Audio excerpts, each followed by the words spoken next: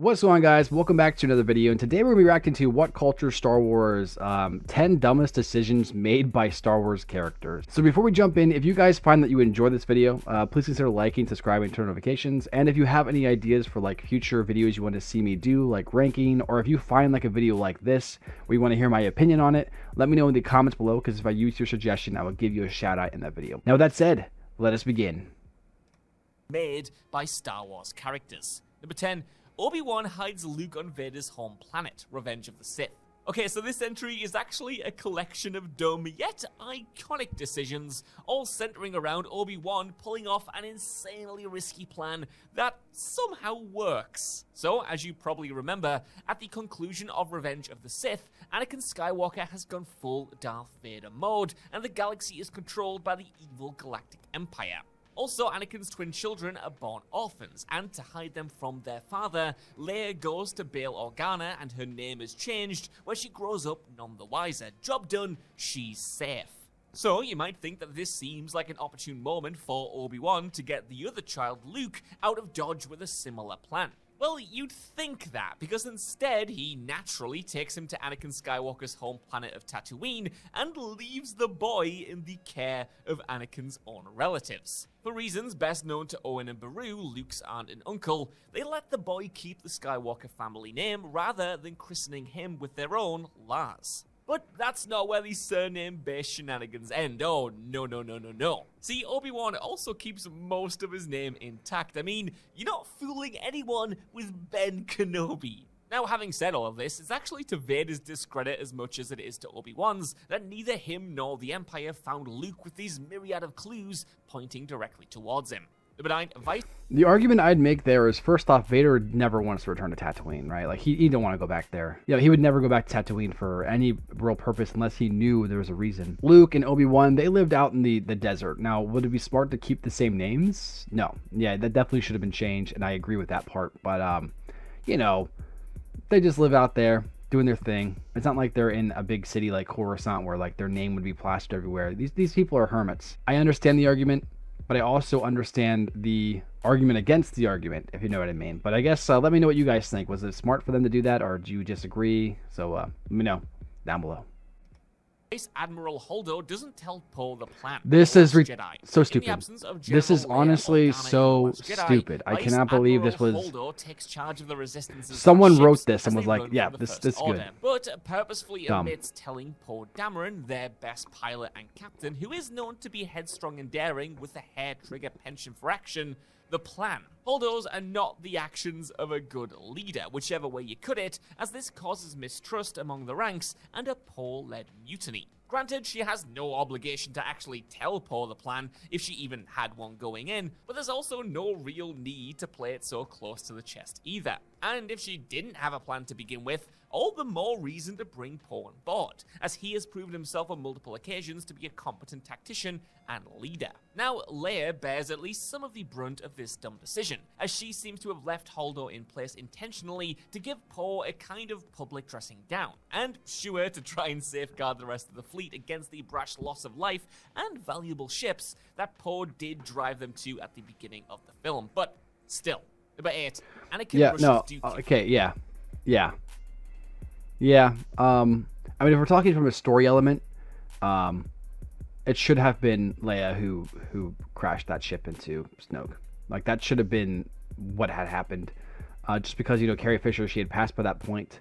Or I don't know if she passed yet. She almost passed by this point. I guess all her scenes were filmed, but they could have did something CGI. They did their thing. So Holdo should have been a thing, but I think Leia should have actually did the sacrifice there. But I mean, that's just my opinion. Attack of the Clones.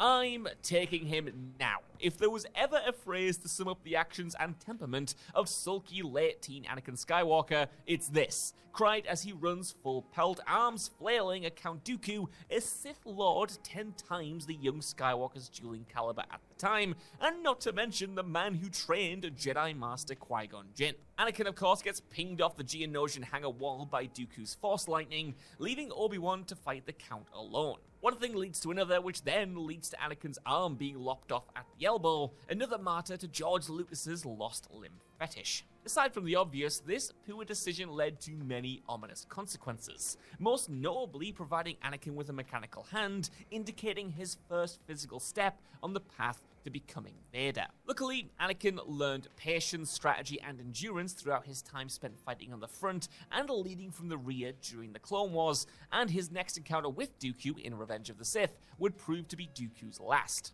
Number 7. Yeah, I mean, it was like, if we're talking about from a dumb decision as a character goes, yeah, that was stupid of Anakin, but that was the point. It was supposed to show how young and inexperienced and how brash he is, and how he thinks he's so powerful already, but he's not there yet. And yeah, that was the whole point of it. And of course, we see that come to a head in episode 3 when he is able to stay calm and he takes Dooku out. So I guess from a character standpoint, they're right. It was a stupid decision. From a story's point, it's amazing. It's a great way to do that, to kind of show how much further your character has come. Because at the end of episode 2, we learn just how arrogant Anakin is. And then in the beginning of episode 3, we see how much more of the war has developed him in those 3 years. And then he's actually, you know, a true Jedi. He's supposed to be the Jedi that we were supposed to see. He was supposed to always be. But of course, things don't last that way. So that was good. That was a good way to do that. And of course, him killing Dooku not only showed that he was more powerful than he was previously, but it also shows how much of a hero he's become. So like when he actually falls later, you know, it hits more. It hits harder. So yeah, that's great. Next one. Saw sends Bodhi to Bog Gullet. Rogue One. Legendary guerrilla fighter Saw Gerrera might have spent decades running devastating sabotage and covert operations against the Empire, but that does not mean that he is in any way an objective rationalist. In fact, it's far from it. In Rogue One, Imperial cargo pilot Bodhi Rook defects from the Empire carrying a holographic message from Galen Erso, the man who designed the Death Star with his fatal flaw, and demands to be taken to Saw, to whom he wishes to bring valuable information that could help overthrow the Empire, which is supposed to be one of Saw's life goals. So, job done, right? Well, unfortunately not. The radicalized Saw's years spent in hiding, looking over his shoulder with one eye always open, have led him to be skeptical of new alliances. So, suspecting this guy is a double agent, he decides to give the ex-pilot to Bog Gullet, a tentacle monster with the ability to read and scour other minds, to torture and test him, and ultimately addle his brain.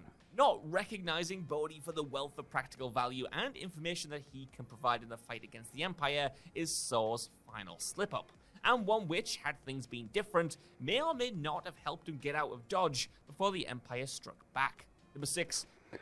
Okay, yeah, I agree with that. That was a bad call. I understand why Saw would be, you know, not very trusting. It's understandable if you look at his character, especially like through Clone Wars and through Rebels, you know what I mean? Like, it's understandable. He's not very trusting on people. But on a side note, when it comes to that big tentacle monster, that's like the one scene out of Rogue One that I just really don't like. And not because it's gross, but it's because it's just weird. It's a weird scene. Like, it doesn't need to be in there, I feel. They could have did some other way, but I don't know. That's just me anyways. Let's continue. Jar Jar calls for Palpatine to be granted emergency powers, Attack of the Clones. By a healthy bit of political wangling and good old-fashioned bureaucratic incompetence, Jar Jar Binks was somehow appointed as a junior delegate for Naboo in the Galactic Senate, though in Legends canon, it was actually Palpatine himself who made sure this happened, and with good reason. In the absence of Senator Padme Amidala, who had been captured by the Separatists on Geonosis, Jar Jar led the call for the Senate to grant emergency powers to Supreme Chancellor Palpatine, allowing him to adopt a convenient and timely Kamino-made clone army as the new army of the Republic. Thus, Jar Jar's actions paved the way for Palpatine to take absolute control at the head of the First Galactic Empire, and the many horrors that are to come. Number 5. Here's the thing. Was it a dumb decision for Jar Jar to do that? In hindsight, yes. But at the time, it makes sense for Jar Jar to do that. That would have been the right call. So yeah, like if we look at it from a story element, yeah, that was crappy of Jar Jar. But if you're looking at it from like actually being in the world, then Jar Jar made the right call for as far as, you know, what he thinks. So I could see the argument for it being a bad call, obviously. But, you know, for what he was trying to do, it was the right call, so I don't know.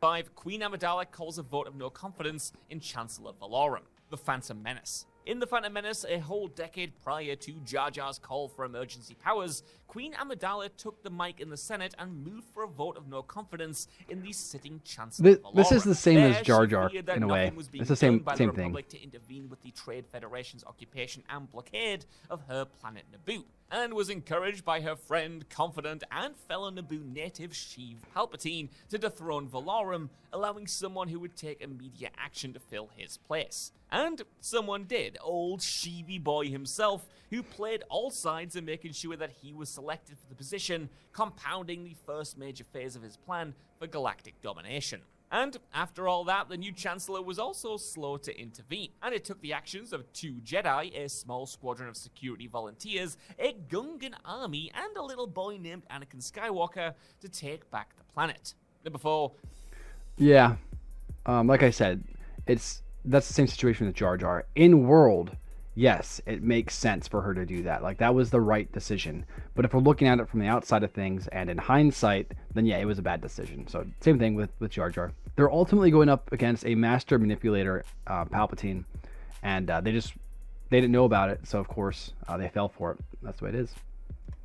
The Death Star 2 was built with the same fatal flaw as its predecessor, Return of the Jedi. Now, you might think that the disaster of the first Death Star would have taught Palpatine about making your giant deadly space balls impenetrable to attack.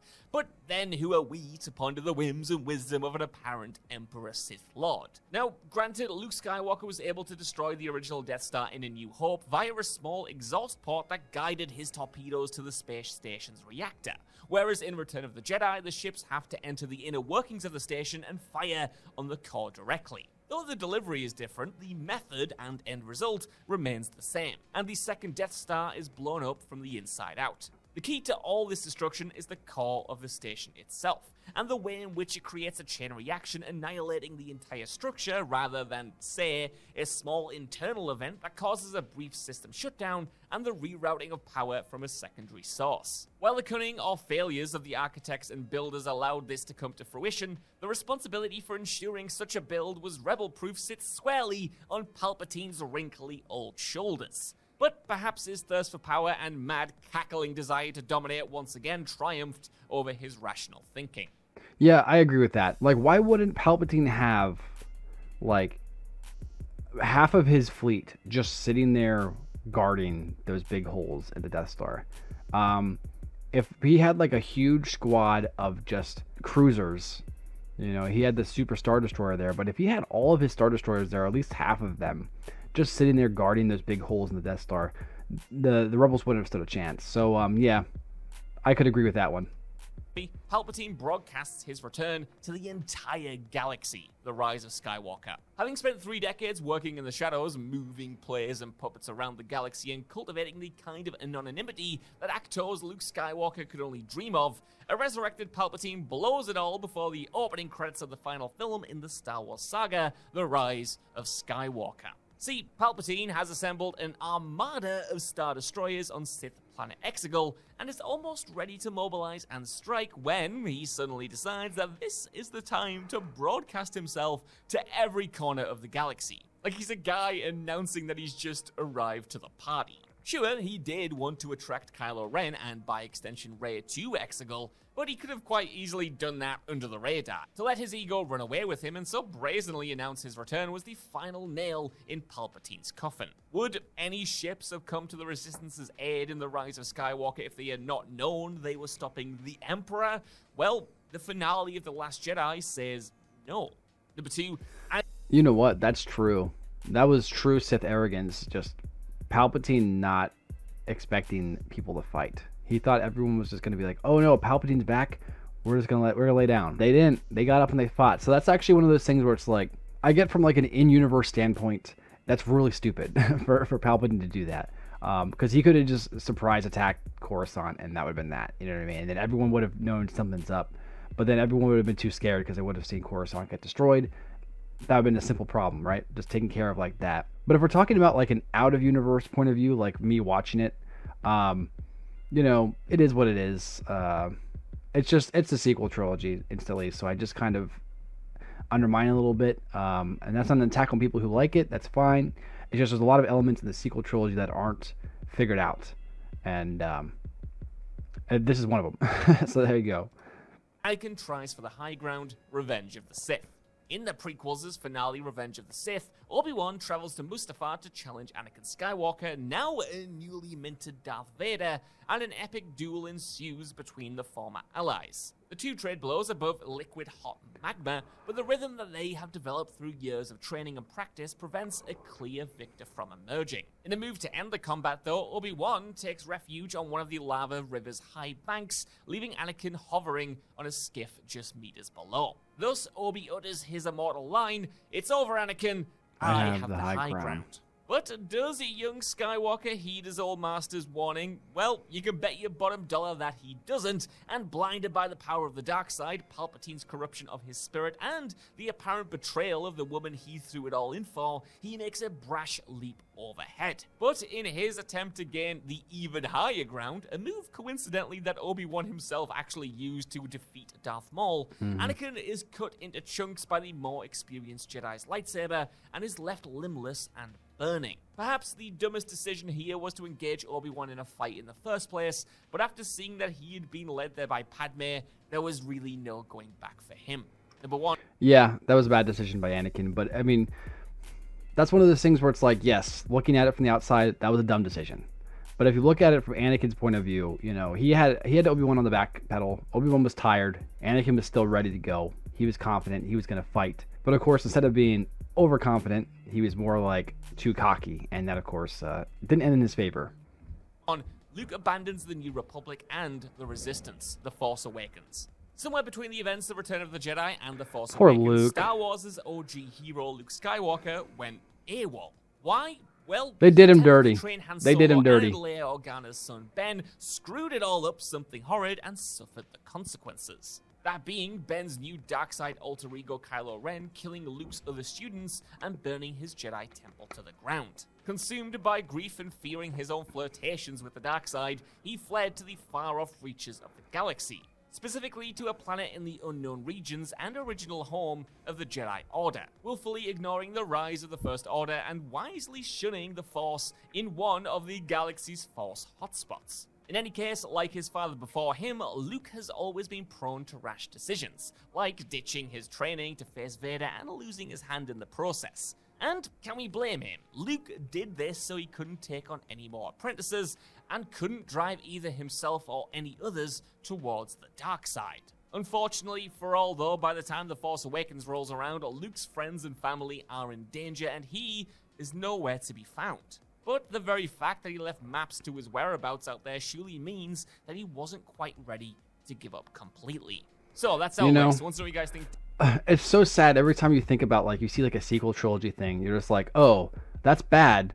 But then again, it's sequel trilogy, so, you know, you're not surprised. How'd you guys like this list? Did you agree with it? Did you not agree with it? If you have any cool ideas for future videos, let me know in the comments below, because I'll give you a shout out, like I said in the beginning of this video, and we'll both be happy. But thanks again for watching, guys, and I'll catch you next one. Peace.